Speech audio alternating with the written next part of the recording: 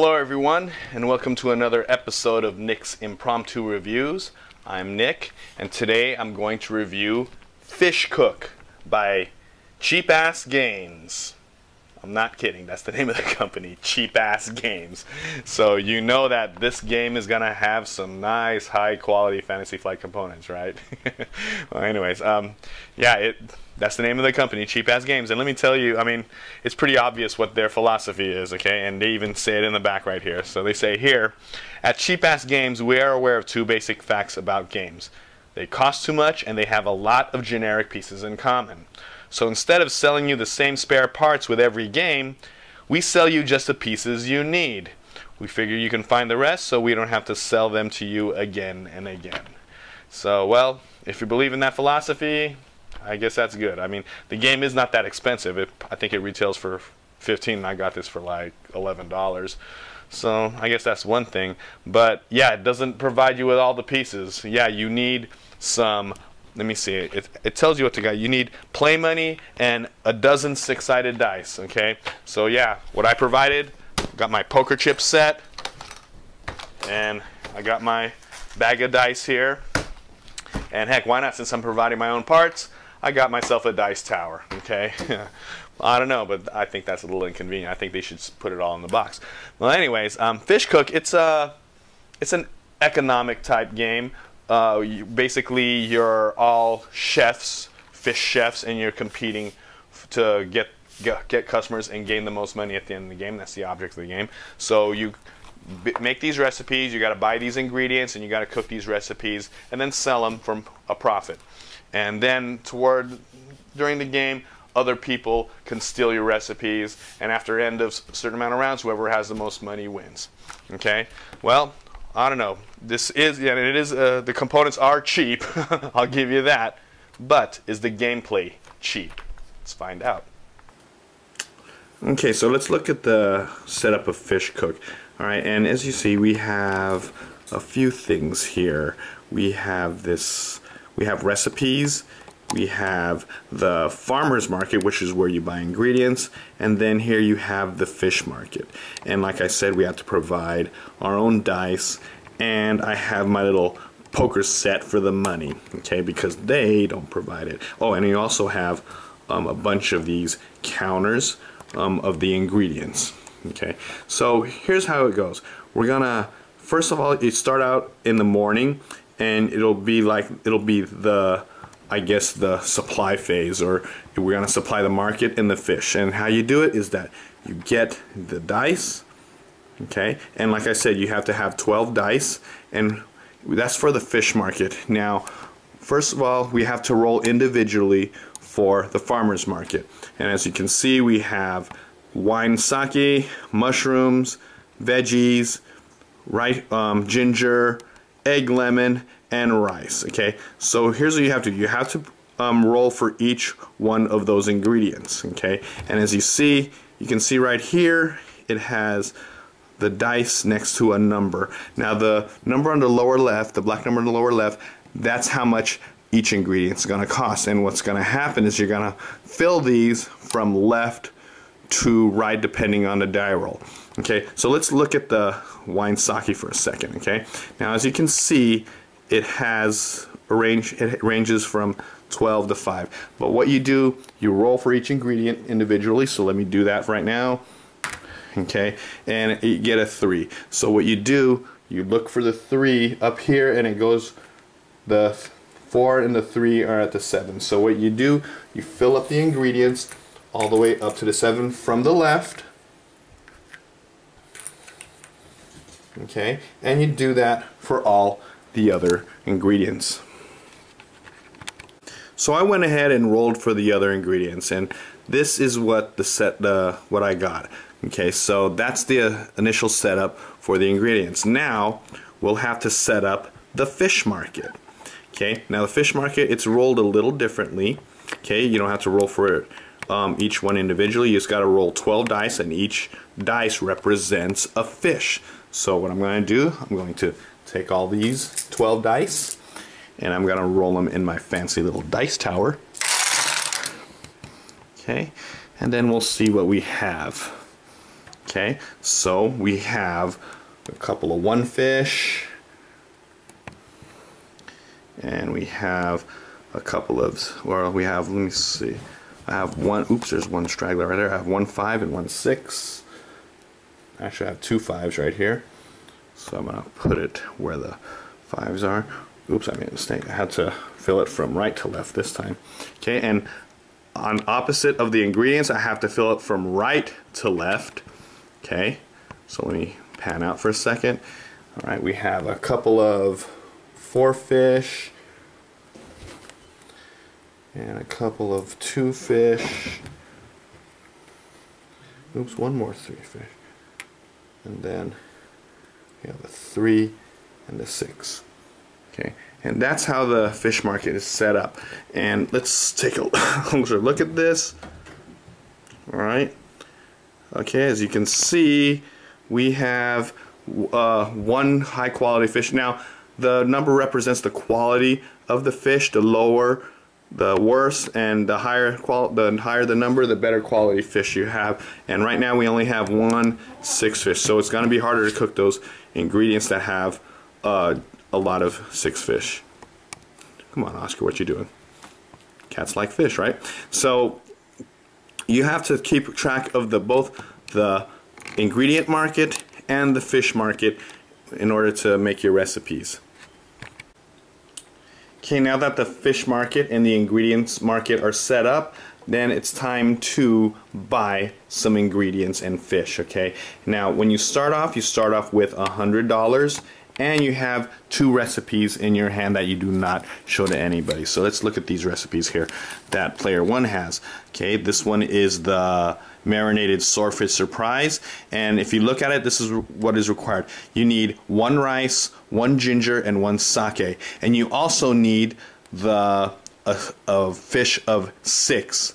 Okay, so you need the high quality fish to get that. And if you remember, we only have 1 in the market this day. And let's look at the other recipe. It's the fried octopus with 1,000-year egg. Okay, and it requires 1 egg lemon, 1 greens, and 1 sake. And now this one requires a 4. Now the ingredients that you get, you have to get those exact ingredients. As for the fish, that is the minimum quality of the fish. And as I said before, that the numbers represent the quality of the fish. The higher the number, the higher the quality. So you do not have to have a 4. You have to have at least a 4. So you can use a 4, 5, or 6 fish. Okay, and if you go back and look at the market, the fish market, if you notice, the higher quality fish actually costs more. Okay, so let's consider player 1 real quick. Okay, so these are the 2 recipes he has to do. Now, you can also use the recipes in the middle, or you can also buy a blind recipe, but that's in the next phase of cooking. Okay, or actually, no, I'm sorry, this phase, you can buy a recipe, or you can buy one of these recipes in the middle for 5, okay? And I'll explain that later. Okay, but for now, let's look at his ingredients. Okay, for this item right here, he needs a 6 fish, rice, ginger, and a sake. Okay, so let's look at the markets again. Now, during your turn, you're allowed to buy 1 ingredient or 1 fish. Okay, now right now, he needs that 6, okay? So it is probably in his best interest, in that player's interest, to get that 6 fish before it's gone, okay? And the price of that fish is $20, okay? So let's say that player 1, where are you, player 1?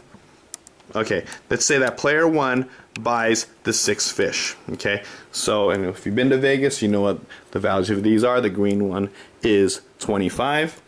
So he'll buy the fish for 20 and takes the dice and puts it in his hand, or in his market, okay? Where did this die come from? Let's put it right there. All right. So that's how now you have the option to buy either a fish, a recipe, or you can buy an ingredient. Now you can only do 1 at a time. So the next person goes ahead and buys an ingredient or a fish. So let's look at their recipes. Okay. All right. So this one, oh man, it requires another fish. Well, he won't be able to make it this time because the 6 fish are gone. So let's look at his other recipe. Okay. Oh, all right, there we go. We have stars of squid meat with egg. Okay, so it looks like they need 1 lemon and 1 for fish or higher. So that seems a little easier. Okay, so let's see right here. There's like 3 4 fish and 2 5 fish, so there's a lot available. But let's look at the lemon. Okay, he needs a lemon, egg lemon, in order to make the recipe. And you know what? There are only 2 in the market right now, so I think it's in his best interest to buy the lemon at 4. Okay, so they'll buy the lemon at 4. Okay, and then it's the next. It goes back to the first player, or how many? This is a 2-player game. It just keeps going on and on. You buy an ingredient, you buy a fish, or you can buy a recipe and put it into your hand. Okay, so the round in buying ingredients and fish, it goes on until either one of the rows is gone or all the fish are completely gone. Okay, well, let's see in this case. Look, it looks like there's only 1 green and 1 egg lemon. Okay, so the round could end if someone buys that. Now, when the person who ends the round, they still get one. There's still 1 more round to go the entire way for them to buy something. So let's say that player 2 goes ahead and buys that egg lemon for 5. Okay, so now the round is gonna end. Okay, so everyone, including the person who ended the round, will get 1 turn to buy an ingredient or a fish. Okay, so now let's get to the cooking phase. As we can see from the last part, the egg lemon ingredient, it ran out, so that triggered the end of the buy phase. Okay, so the person who ended the round gets the token gets passed to the person to his right, and we go clockwise. Okay, so basically what they're saying, the person who ended is going to cook last. Okay, so they're going to be the last player, so that's kind of a disadvantage when it comes to cooking. Okay, so the first player marker goes right here, and this player gets to cook. So we're in the cooking phase. So what you do is you take a recipe, either your recipe, or you can use one of the recipes in the middle, or you can use any revealed recipes the opponent has. Okay, but right now, no one, since it's the first phase, no one has really cooked a recipe, and it's only revealed when you cook a recipe. Okay, but let's see what we have here. Alright, so this person has enough ingredients to cook the stars of squid meat with egg, okay, because it requires just 1 4 fish, which is right here, and 1 lemon. Okay, so they discard those and they're able to cook it, and they place this in front of them. Now, the number on the lower right hand corner, that's how much money you get for cooking that. So this player gets 19 plus, since it's his own recipe, he gets the bonus 3 points. Okay, so that's a total of $22. They'll get $22. 1 2 3. Remember, if you're in Vegas, you know what the values are. These are 5 and 2. Okay, so this person gets $22 for cooking that. Now, the next player, let's see what they have. Alright, do they have ingredients? Apparently, he does have ingredients to cook that one. Now remember, he bought the 6 fish, so it requires a 6 fish. It requires a rice, a ginger, and a sake. Okay, so you discard those. And now, wow, look at that. Marinated swordfish surprise. They get 45 plus, so that is $50 right there. Okay, and it keeps going back and forth until you pass by running out of ingredients, or you just don't want to cook it and save it for later. Now remember, you can also use these ones over here in the middle. Now the thing is, if you cook these ones, you only get the money in the big circle. You do not get the bonus points. Now, if you decide to cook someone else's food, someone else's recipe, so for instance, let's say they want to cook this recipe, this is the opponent's recipe, they will get the big number, but the opponent will get the small number. Also, and this is a really neat thing, they have the option to steal it. Okay, so once they cook something of an opponent's recipe, they can steal it by rolling equal to or higher than the bonus number. So in this case, a 5 or more, if they roll a 5 or more, and which is a 6, the opponent gets the recipe, and it's now theirs. Okay, and this does make a difference at the end of the game, because at the end of the game you get a bonus for how many 4-fish recipes you have, how many 1-fish recipes you have, and so on. Okay, so, and you can also buy these recipes as for your own for $5, or you can buy a blind recipe for $2. Okay, and at the end of the game, once the round is over, once all the rounds are over, and it depends on how many players there are. In the case of a 2-player game, there's 3 rounds to it. I think in a 4 or 5-player game, there's 4 rounds, and then a 5 or 6-player game, there's 6 rounds. Okay, and you keep doing these rounds until everyone's done, and whoever has the most money wins the game. Okay, so as you can see, the gameplay is very simple, and there's really not that complexity to it. However, it is a very deep game, and even though the components are kind of weak, and yeah, the cardboard is like 2 parts of this cheap cardboard. The cards are actually decent quality with decent art. The game is really, really fun. At the beginning, you're just trying to cook some recipes, trying to get recipes, trying to cook your initial recipes, but then everyone's going to be doing it, and toward the end of the game, you're going to see all these recipes out, and it leaves a lot of options. And you can steal other people's recipes, but at the same time, if you do steal the recipes, they'll be getting a little cut with that bonus.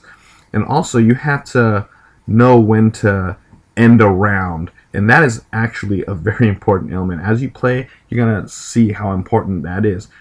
If you end the round by buying the last ingredient of a row, you can really mess people up, and they won't be able to make their recipes. So despite the title and the theme, this game can get pretty cutthroat. Yeah, with the stealing of recipes and ending the round first. And so this game is really involved, and it's surprisingly deep. Alright, now I know games are all about gameplay and stuff, but I think, in my opinion, the components and good components add to the experience of a game. And I really hate to knock on this game because of its components, because it is a really solid economic game. It's really, really fun. I really wish they would just provide, money and dice and good quality cards, and because that components add experience to the game. It adds a better experience to the game. I mean, for instance, cash and guns.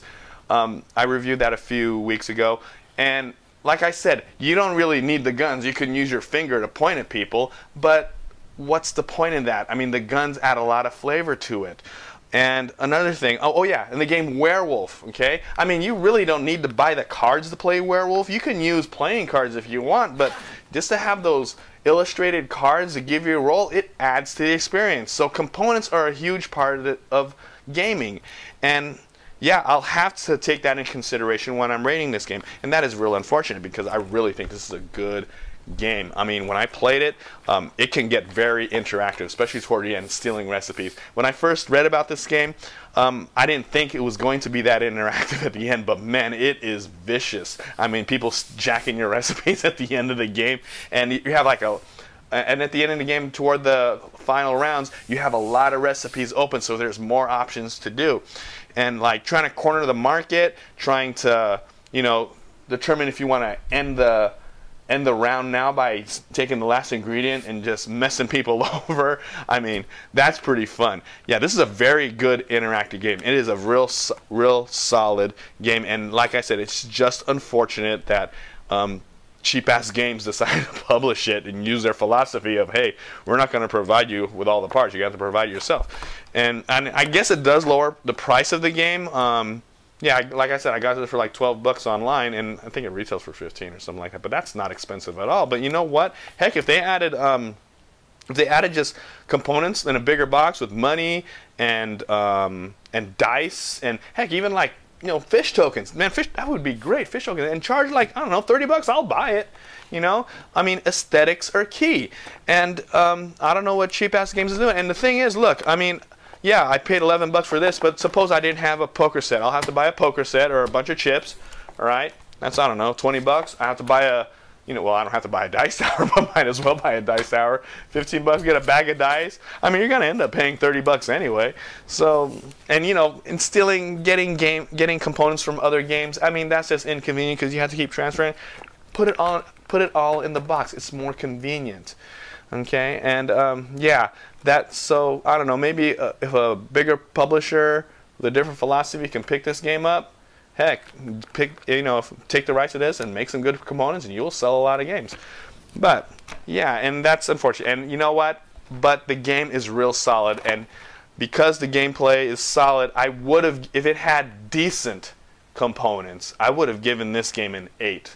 All right, but because the components are cheap or lacking in this case, I really have to take that in consideration. So with that, I will give Fish Cook a 7 out of 10. It's a really solid game. I do recommend it. I think it's in the middle. It's good for everyone. I think you can use it as a gateway game, but you know, there is a lot of let me see, a lot of like thinking ahead and micromanaging.